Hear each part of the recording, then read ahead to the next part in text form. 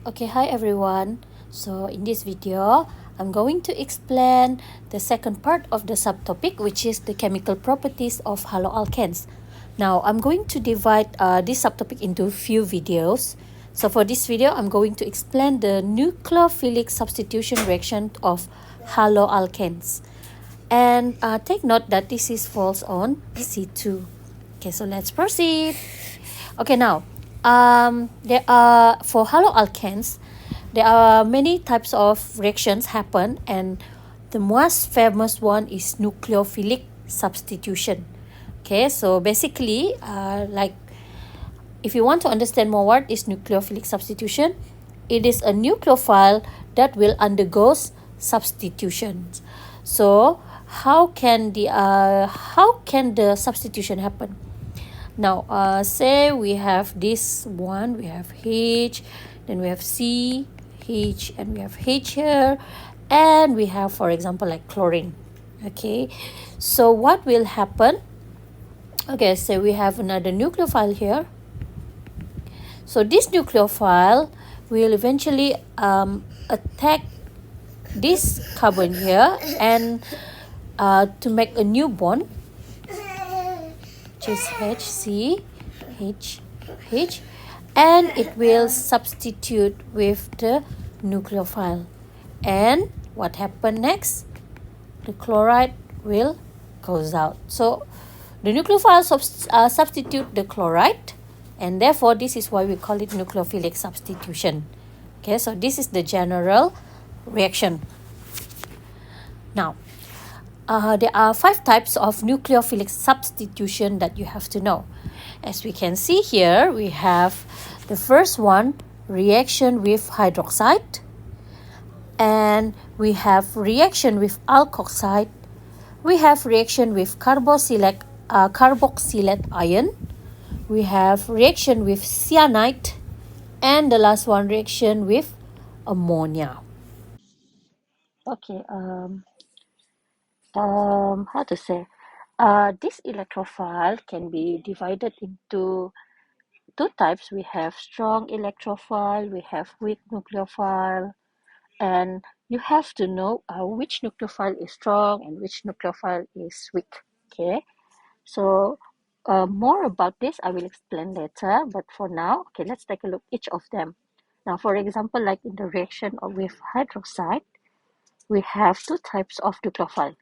Now you can get the OH, okay, you can get the OH for the strong one from NaOH, or you can also get OH minus from water. Both will give the same product, but the hydroxide from NaOH is a strong nucleophile, and the hydroxide from water is a weak nucleophile. Okay, now okay, sama juga bila kita react dengan alkoxide. Okay, bila kita nak react dengan alkoxide ni something macam ni lah.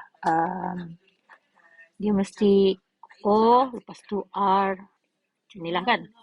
So kalau nak dapatkan alkoxide yang strong, kita gunakan sodium OR. Okay, tapi kalau nak dapatkan weak nucleophile datang daripada alkohol. Okay, so dia macam tu lah explanationnya ya.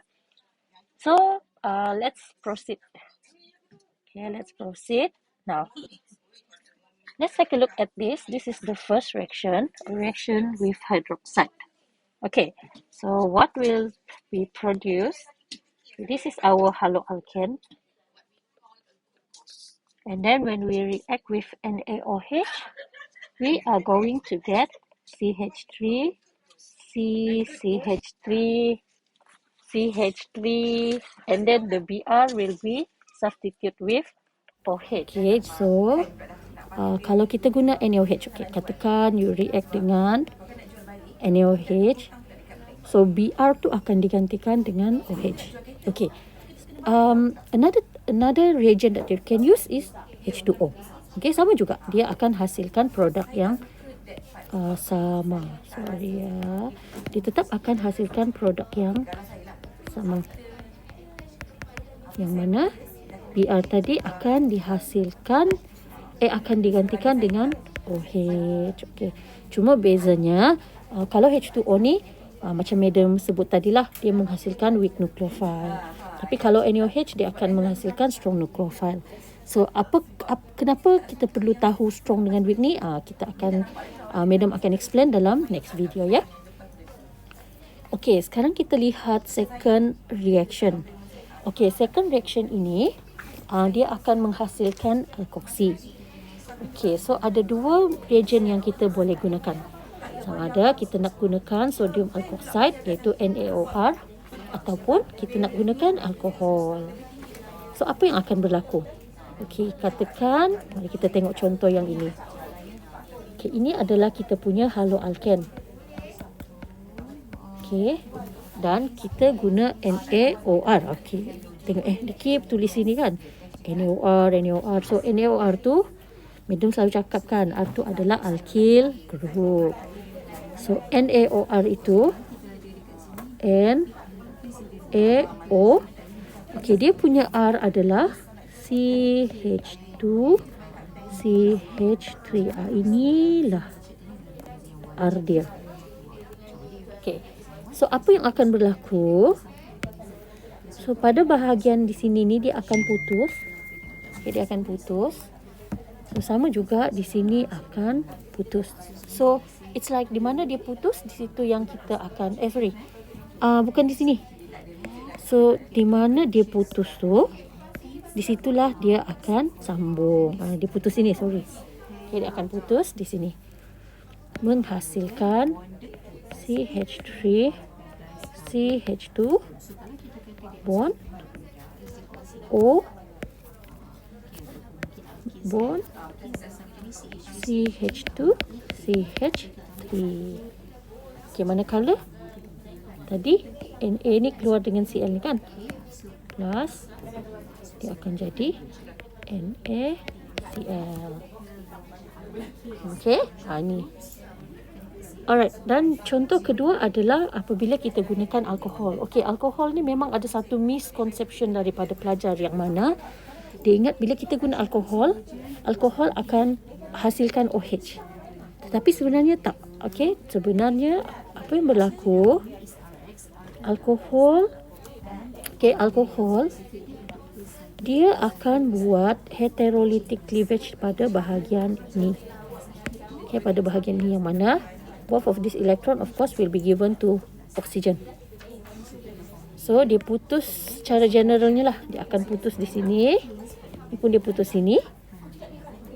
Itu yang dia akan jadi R O, dan R yang ini tadi pergi sini. Kita tengok contoh dia. Right, this is the example. Okay, so ini kita punya haloalken. Okay, manakala ini kita gunakan di sini etanol. CH3 CH2O H. So dia akan hasilkan apa? Dia akan hasilkan ini.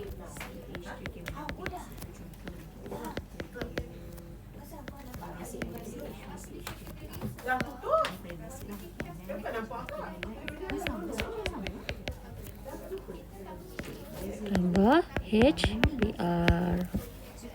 Okay, so dia putus di mana? Dia putus di sini dan dia putus di sini. Alright, so macam tu deh. Okay, that's how alkoxide was produced from from haloalkane. Alright, now let's see this one. This is the third one, which is the reaction with carboxylate ion. So reagent yang kita akan gunakan adalah basically inilah CH3COO-Na. Okay, so ini akan menghasilkan moderate nucleophile. Okay, so macam mana dia punya reaction? Mari kita lihat. So dia akan break up di sini. Okay, dan dia akan break up di sini. Okay, sebab tu Na dengan X tadi akan bergabung menjadi benda yang satu. Yang lain tu di mana putus, itu yang kita akan gabungkan dia. Okay, contohnya ini. Mari kita lihat. Again, this is haloalkane. Then this is CH3 COO Na. Okay, so kita tahu, okay, dia akan putus di sini. Ini pun sama juga, dia akan putus di sini. So di mana yang putus, di situ kita sambung. So kita ambil CH3 CH2 O, okay, O, C double bond O, CH3. Di situlah kita sambung dia. Okay, di mana yang putus tu, di situ kita sambung. Manakala baki tadi Na akan jadi NaCl. Okay, NaCl. Alright, seterusnya adalah reaction dengan cyanide. So, untuk reaction dengan cyanide, kita akan gunakan KCN, kita akan gunakan NaCN. Bolehlah guna dua-dua ini. So, apa yang akan berlaku? Okay, apa yang akan berlaku? Cn ini, okay, Cn ini, okay, Cn ini akan menggantikan ini. Dia akan menggantikan itu. So, apa yang akan berlaku? X keluar dan akan react dengan K, dia akan jadi KX. Seperti yang anda boleh lihat di sinilah. Okay, mari kita tunjuk contoh. Okay, madam nak bagi tahu yang ni tak ada ya. Sekejap. Ni tak ada, ni dia salah. So, kita buat anak panah. So, CH3, CH2. So, Cl tadi akan digantikan dengan Cn. Menghasilkan side product KCl. Okay, manakala yang satu lagi ini CH3, CH, CH3, C, Cn, H, CH3 plus. Ni tak ada kan, dia tak bagi apa KCN ke apa. So, you no need to write the side product. Okay. So, usually, ni tambahan daripada madam. Okay, reaction ini, please remember ya, reaction ini, this reaction membuatkan penambahan satu karbon ya. Penambahan satu karbon. Cuba tengok. Okay, cuba tengok di sini. We have 1, 2 initially. But in the end, we have 1, 2, 3. So, ini penting untuk awak tahu. Sebab nanti as we go to another chapter, you akan nampaklah apa kepentingan penambahan satu karbon itu. Alright, so sila buat nota about this. Dan yang terakhir sekali adalah reaction with NH3. So awak kena tulis excess. Kalau dia tak excess, dia punya reaction tak akan jadi seperti inilah. Okay, so ini sebenarnya merujuk kepada anak panah ini. So what will happen? One of the H from NH3 ammonia, dia akan keluar dan ganti dengan X. So jadi macam inilah HX. Okay, contohnya. Okay, CH3, CH2Br dengan NH3. Maka kita akan dapat CH3, CH2, and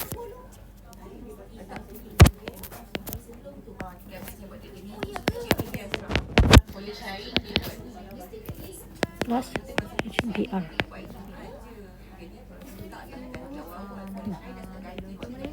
CH3,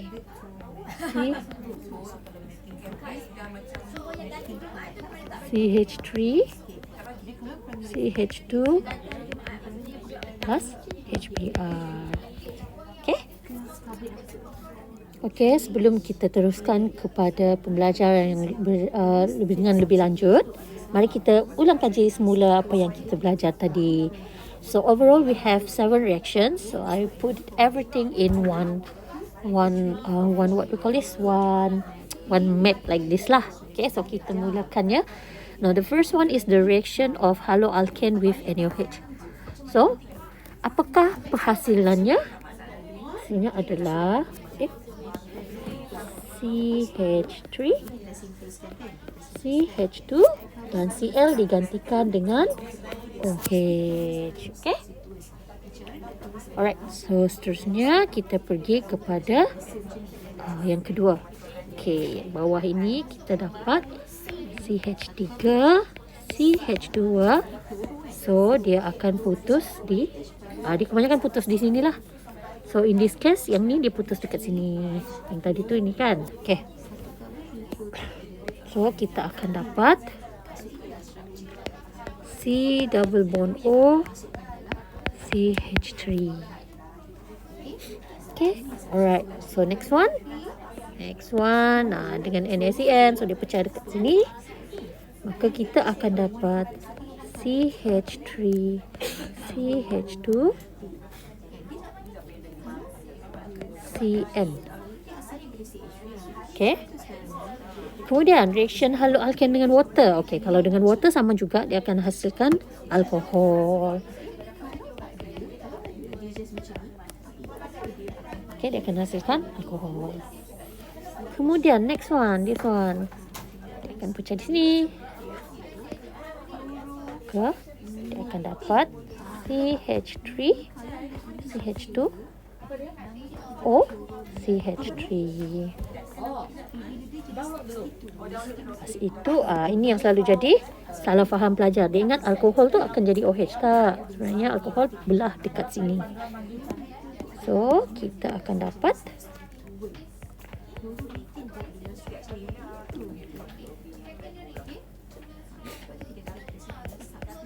CH3. Okay. Dan yang terakhir sekali, okay, kalau kita, saya boleh baiki. Okay, ini kita akan dapat N, H, H, H. So, actually, dia akan pecah di sini. Satu sahaja H.